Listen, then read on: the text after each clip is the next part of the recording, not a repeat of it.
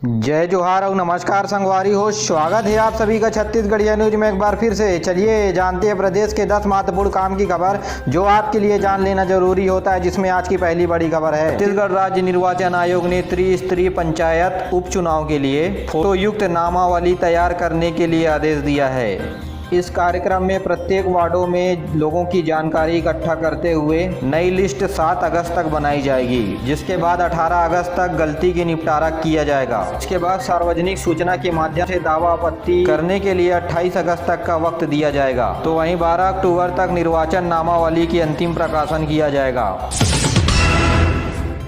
माध्यमिक शिक्षा मंडल रायपुर की 12वीं की परीक्षा प्राइवेट छात्रों के रूप में देने वाले सैकड़ों छात्रों को सिस्टम की लापरवाही का शिकार होना पड़ा है। बीते दिनों रायपुर के जय नारायण स्कूल में ऐसे कई छात्र मौजूद हुए जिन्हें सूचना नहीं मिलने से प्रैक्टिकल परीक्षा में बैठने का मौका नहीं मिला, लिहाजा उन्हें परीक्षा में अनुपस्थिति दिखाकर फेल कर दिया गया। जी हाँ, आपको बता दें कि छत्तीसगढ़ माध्यमिक शिक्षा मंडल के द्वारा 12वीं की परीक्षा के नतीजे जारी कर दिए गए हैं। कोविड काल के दौरान भी परीक्षा को लेकर के अनियमितताएं सामने आई हैं, जिसके बाद ऐसा ही हाल रिजल्ट में देखने को मिल रहा है। ऐसे में ना जाने कितने सैकड़ों छात्रों का भविष्य दांव पर लगा हुआ है सिस्टम की लापरवाही से।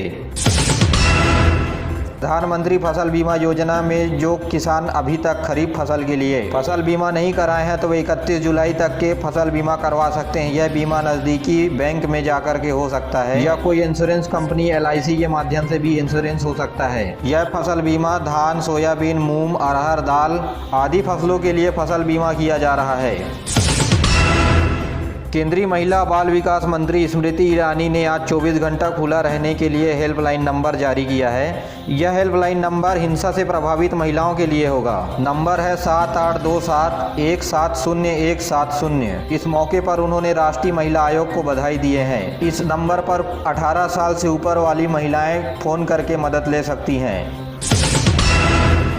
गौरेला पिंडरा मरवाही जिले के कुटमी में पुलिस ने जुए के फड़ में रेड तो मारा, लेकिन उन जुआड़ियों पर कोई कार्रवाई नहीं की, जिसके बाद जिले के SP त्रिलोक बंसल ने कुटमी चौकी में अटैच योगेश अग्रवाल को सस्पेंड कर दिया है और वहां के 2 आरक्षकों को लाइन अटैच भी कर दिया है। दरअसल 25 जुलाई को कुटमी के सब इंस्पेक्टर प्रभारी योगेश अग्रवाल ने 2 आरक्षकों के साथ जुए के फड़ में छापेमारी की थी, लेकिन जुआड़ियों पर कोई कार्रवाई नहीं की गई। मामले की शिकायत जब अफसरों के पास पहुंची और पता लगाने के लिए एक जांच टीम बिठाई गई, जिसमें पता चला कि प्रभारी ने आरोपियों पर कोई कार्रवाई नहीं करते हुए उनके बाइक को थाने में रख लिया और लेन देन के बाद मामला को रफा दफा कर दिया, जिसके बाद SP ने इस पर बड़ी कार्रवाई की है।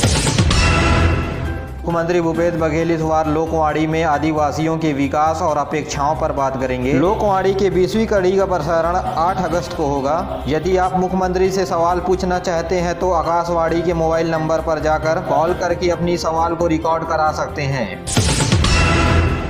बलौदाबाजार स्थित श्री सीमेंट संयंत्र में एक बड़ा हादसा हो गया, जहां 2 मजदूरों की मौत हुई है। 4 लोग गंभीर रूप से घायल भी हो गए हैं। घायलों का इलाज बलौदाबाजार में चंदा देवी अस्पताल में किया जा रहा है। दरअसल ये हादसा तब हुआ जब सीमेंट संयंत्र की तीसरी यूनिट चल रही थी। तभी क्रेन से मटेरियल का सप्लाई किया जा रहा था और क्रेन का हुक टूट गया और काम कर रहे मजदूरों के ऊपर जा गिरा, जिस वजह से 2 मजदूरों की मौके पर ही मौत हो गई। 4 गंभीर रूप से घायल हैं।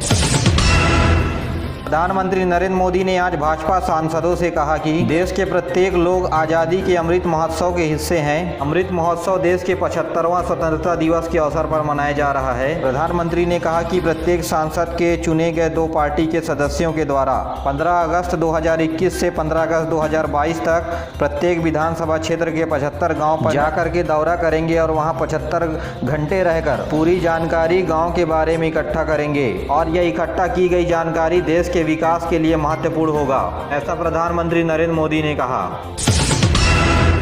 मुख्यमंत्री भूपेश बघेल ने कहा है कि प्रदेश में सभी सिंचाई विद्युत पंप के मामले में निपटारा नवंबर महीना तक कर दिया जाएगा। मुख्यमंत्री ने कहा कि कोरोना काल के बाद ही प्रदेश में विद्युत पंप के द्वारा सिंचाई की सुविधा को विकसित किया जा रहा है। पिछले 5 महीने में 11,561 सिंचाई पंप के कनेक्शन दिए जा चुके हैं अब तक प्रदेश में।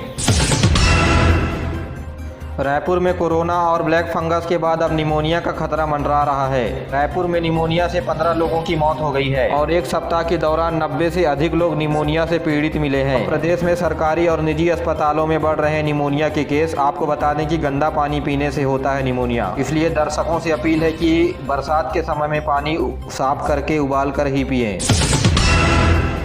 प्रदेश में आने वाले 24 घंटे के दौरान हल्का और मध्यम बारिश होगी।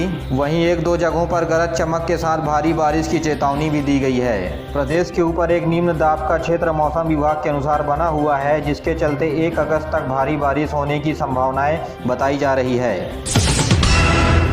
बिजली उत्पादन में मशहूर कोरबा इस बार भी राज्य में कोसा उत्पादन के लिए नंबर 1 जिला बन गया है। पूरे प्रदेश में ग्रामीणों को आत्मनिर्भर बनाने और उनके जीवन स्तर को ऊपर उठाने के लिए शासन के रेशम विभाग का बड़ा ही योगदान है, जिसकी वजह से कोरबा जिला आज रेशम उत्पादन में नंबर 1 बना ही और नए क्षेत्रों में कोसा उत्पादन की नई शुरुआत भी ग्रामीणों के द्वारा की गई। जिले में 1200 हेक्टेयर जमीन में कोसा का उत्पादन किया जा रहा है। जिले में 19 विभागीय और 22 कोसा विस्तार केंद्र हैं। पिछले वर्ष 1.5 करोड़ कोसा के फल का उत्पादन हुआ। वहीं कोसा फल उत्पादन को बढ़ावा देने के लिए विजन 2022 तैयार किया गया है। इसके तहत जिले के 2000 हेक्टेयर जमीन में साजा और सागौन के पौधे को रोपित किया जाएगा रोजगार गारंटी योजना के माध्यम से।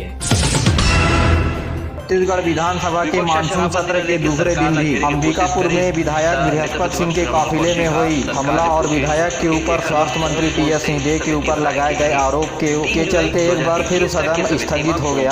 सदन में विपक्षों के द्वारा शून्यकाल में ये मुद्दा उठाए जाने के बीच टी.एस. सिंहदेव स्वास्थ्य मंत्री ने घोषणा करते हुए कहा कि जब तक शासन की तरफ से इस मामले में स्पष्ट जानकारी सामने नहीं आएगी तब तक वो सदन की कार्यवाही में शामिल नहीं होंगे, ऐसा कहा टी.एस. सिंहदेव ने। इसके बाद स्वास्थ्य मंत्री सदन से उठ करके बाहर चले गए। इसके बाद शनिवार को हुई घटना में शासन की तरफ से गृह मंत्री ने अपनी बात रखी, लेकिन विपक्षियों ने शासन की बात से संतुष्ट नहीं हुए। इस बीच नेता प्रतिपक्ष धर्मलाल कौशिक ने कहा कि विधायक बृहस्पति सिंह की तरफ से लगाए गए आरोप गंभीर हैं। मंत्रियों की गलती है या नहीं यह स्पष्ट होनी चाहिए और उनके खिलाफ एक कमेटी बैठाकर जांच की जानी चाहिए और रिपोर्ट के अनुसार कार्रवाई होनी चाहिए। इसके बाद विधानसभा अध्यक्ष ने सदन की कार्यवाही को आज सुबह तक स्थगित कर दिया। इसके बाद विधानसभा कार्यालय में स्वास्थ्य मंत्री टी.एस. सिंहदेव और मुख्यमंत्री के बीच करीब 1.5 घंटे तक बातचीत चली।